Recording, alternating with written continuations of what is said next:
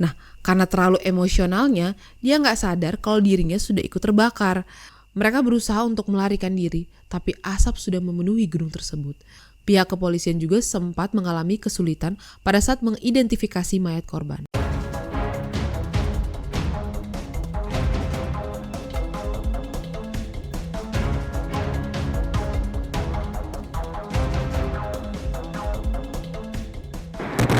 Halo guys, aku Angelin. Selamat datang di channel YouTube aku. Sebelum kita mulai, jangan lupa like, comment, dan subscribe. Oke, kali ini aku mau bahas tentang kasus kriminal yang terjadi di Tokyo pada tahun 2019. Kasus ini terjadi dikarenakan si pelaku dendam terhadap perusahaan yang pernah didatanginya karena dia merasa bahwa perusahaan tersebut telah menjiplak karyanya. Karena si pelaku terlalu sakit hati, akhirnya dengan teganya dia membakar satu studio dengan menewaskan 36 korban jiwa. Sebelum masuk ke kronologi ceritanya, aku mau bahas sedikit latar belakang tentang perusahaan ini. Studio Kyoto Animation atau sering disebut KyoAni. Studio Kyoto Animation adalah salah satu studio anime paling terkenal di Jepang. Studio ini menerbitkan anime bergenre novel ringan atau slice of life yang dikenal dengan judul-judul seperti The Melancholy of Haruhi Suzumiya, Ki-on, dan Clannad. Nah, untuk studio ini berlokasi di Kyoto, Jepang, dan insiden terbakarnya ini di Studio 1 di distrik Fushimiya. Oke, tidak perlu panjang lebar, kita langsung masuk ke kronologi terbakarnya Studio Kyoto Animation. Kejadiannya itu terjadi pada pagi hari tanggal 18 Juli 2019.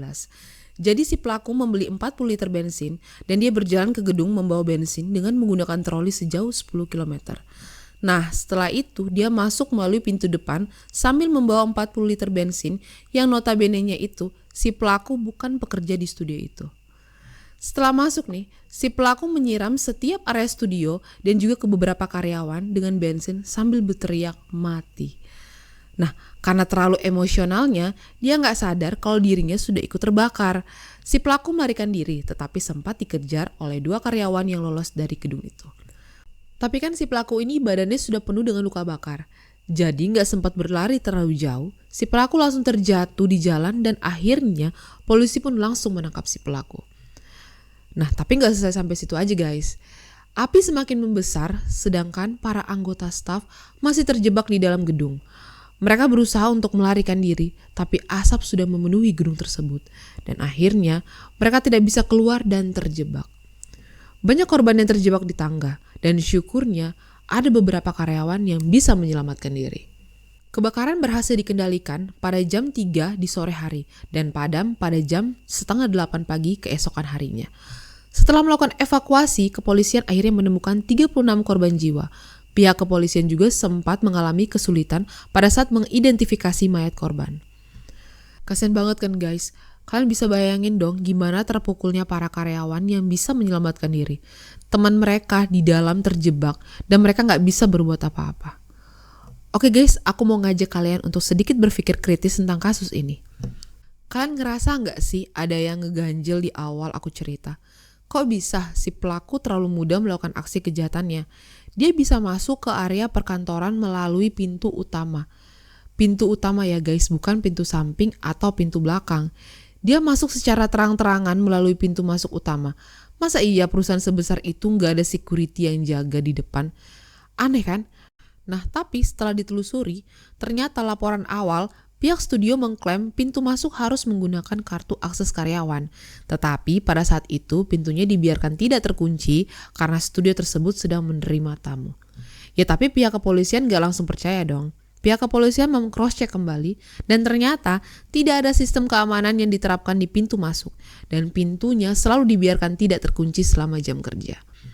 Nah jadi guys, laporan awal tuh gak bener ya.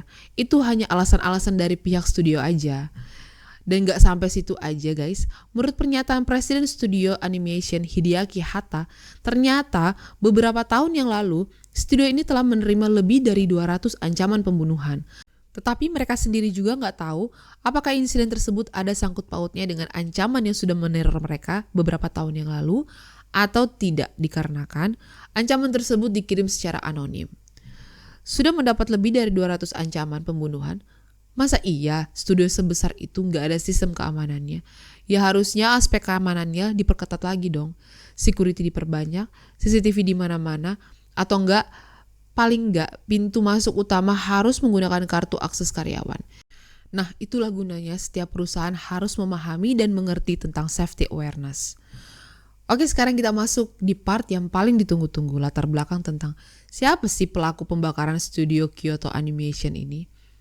Shinji Aoba lahir pada tanggal 16 Mei pada tahun 1978 di Urawa, Saitama, Jepang. Pada saat itu dia tidak memiliki pekerjaan. Dan plot twistnya ya guys, dia ini mantan narapidana. Dan setelah dicek kembali ternyata Aoba didiagnosa memiliki penyakit mental pada tahun 2012. Dia dipenjara karena dia merampok sebuah toko dengan pisau di prefektur Ibaraki, Jepang. Dan dia dipenjara selama 3,5 tahun. Jadi guys, menurut penduduk setempat, mereka tuh sempat melihat seorang pria yang mirip Aoba terlihat di dekat Studio 1 beberapa hari sebelum insiden terjadi. Tapi ini juga belum diklarifikasi oleh pihak kepolisian. Bisa jadi itu juga bukan Aoba. Motif dari Aoba sendiri ternyata dia menuduh bahwa studio KyoAni telah menjiplak novelnya. Tapi tuduhan itu dibantah oleh pihak studio. Nah, ternyata pihak studio memang pernah menerima draft novel dari Aoba. Namun, draft tersebut tidak lolos penilaian tahap pertama dan dilupakan oleh pihak studio. Pihak studio juga memastikan bahwa istrinya tidak memiliki kemiripan dengan karya yang telah mereka terbitkan. Nah, Aoba sendiri tidak menerima atas pernyataan dari pihak studio. Dia yakin kalau adegan tentang pembelian daging diskon di episode kelima Surune mirip dengan adegan di novel yang ia kirimkan. Nah, jadi guys, aku gak bisa bilang kalau si Aoba ini terlalu sensitif. Dan aku juga gak bisa bilang kalau studio ini telah menjiplak karyanya si Aoba. Jadi semua ini tergantung dari perspektif kita. Kalau kita melihat dari sudut pandang Aoba, ya dia merasa pihak studio menjiplak novelnya.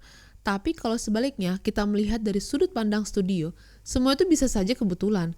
Atau juga seperti lagu bisa juga ada kemiripan dari lagu A ke lagu B.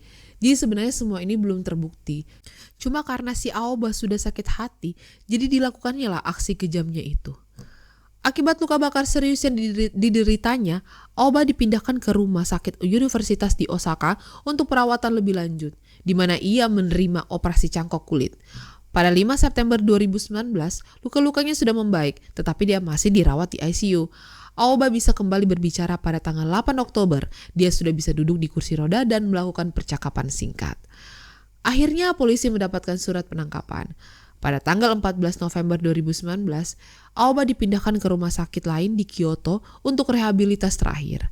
Jadi memang kasus ini menjadi sangat alot karena pihak kepolisian harus menunggu pemulihan dari Aoba. Tapi syukurnya, setelah lukanya pulih, dia mengakui semua kesalahannya dan mau bertanggung jawab atas serangannya tersebut. Dia juga menyesal dan berterima kasih kepada seluruh staf rumah sakit yang menurutnya memperlakukannya dengan sangat baik.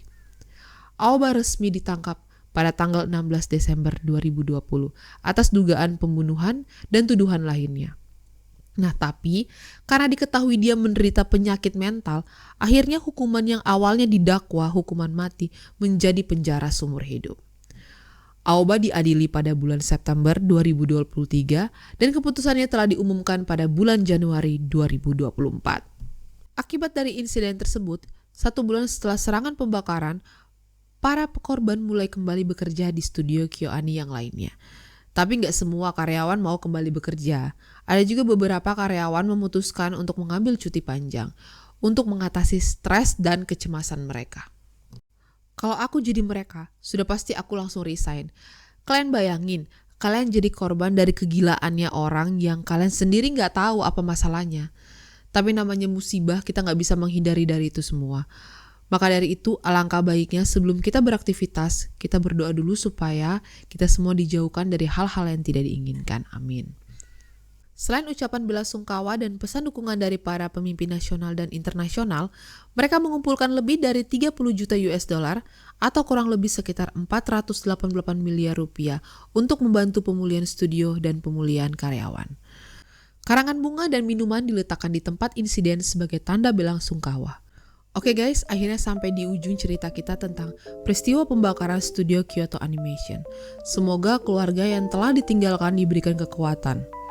Oh ya guys, kalau misalkan ada tambahan tentang kasus ini, bisa kalian bantu tambahkan di kolom komentar. Oke, sekian dulu cerita aku hari ini. Terima kasih dan sampai jumpa di cerita aku selanjutnya. Bye-bye. Sudah mulai kah? Sorry, ulang. Astaga. Harus sudah bagus ya.